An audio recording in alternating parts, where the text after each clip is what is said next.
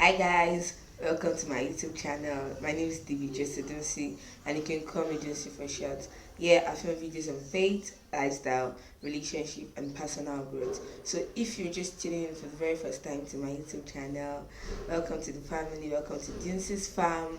Thank you for joining the family. Do also subscribe, like my videos, turn on the post notification button to get notified as soon as each video pops out, and make sure to do all the YouTube do's like liking my videos, sharing my videos, and all this wonderful and good stuff. So for all my returning subscribers and viewers, thank you all for coming back. Yeah, thank you all. You all are the real Dunsis. I do not take your love for granted. Thank you for always staying tuned to this channel. I love you guys. So on today's channel, on today's video, rather, I'm going to be talking about 6 things to keep a long distance relationship. If you've been in a long distance relationship and you've been saying, oh, it's not working, it's not doing the way you want it to be, it's not progressive, let me just put it that way, it's not progressive. Yeah, 6 tips to help you build and keep your long distance relationship. Yes, without further ado, let's jump right into it. Yeah, so guys, the very first thing I'm going to be talking about, or I would say the very first step to take to help your long distance relationship, is having the God factor. So I'm sure you're wondering, what's the God factor? So the God factor is actually putting God in your relationship. Before I proceed to tell you the other things you need to do to keep your long distance relationship, I need to first inform you that having the God factor in your relationship like covers all, because the Bible even talks about faith with work. So there is no faith without work. So you have to have the God first in your relationship before you can start, you know, trying all the other steps like being loyal in the relationship, investing, and doing all sorts. So the first thing is having a God factor in your relationship. How much do you involve God in everything you do in the relationship? If you do so, and if you've involved God in your relationship, then we can move to the next one. Not having excessive communication, and making sure that still you are having creative and regular communication. So I'm sure that's like explanatory enough, but I would still like to give you an in-depth explanation of that. So it's like, as much as you don't want to communicate excessively, you are still trying to communicate regularly and creatively. So let me just give you a scenario of this. So in a long distance relationship, because it's apart, like there's a distance being a barrier between the relationship, you don't really have proper access to each other in the relationship. That way, there's so many things you want to talk about, you want to communicate about. It's fine, it's good, and that's why you have to communicate regularly to know how good or how much the person is fearing, how well the person is doing in his or her business, in his or her academics, or whatsoever the person is doing. You want to know. Yes, you want to communicate, you want to ask questions, but as much as you're communicating, you're doing so many creative things, like maybe playing games, doing some other things while communicating. You do not want to make it excessive, like making the person think, oh, you're already having trust issues, or you're already feeling insecure, because any little thing you're always asking, who is there with you, what are you doing right now, asking so many choking questions, and that way you're having excessive communication. So as much as you don't want to have excessive communication, make sure that you're doing it regularly and you're doing it creatively. So for every time you want to communicate, you're thinking of a way to do it that will make it look dynamic and different from the way you're always doing it, because it's a long distance relationship and this is the way you don't have access. And there's a way the human brain works that deals with creativity. So you have to be very creative in your communications with your partner if you're in a long distance relationship. Point is being loyal. So you're in a long distance relationship, and we all know that we human beings, we have flesh, we have temptations coming. As much as you're trying on your best to be very committed, very loyal in the relationship, temptations will come in.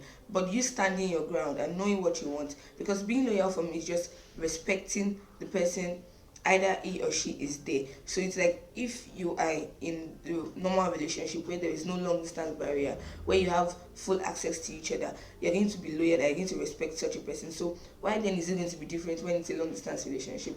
Like, I don't know if you get what I'm trying to say. So it's you being intentional about being loyal. Like, okay, I want to be loyal to this person, I want to be loyal to my partner, irrespective of the distance barrier. I'm still going to keep being loyal, I'm still going to keep being honest, and I'm still going to keep doing the right things to make the relationship blossom and grow. So the next, which is the third point, is investing.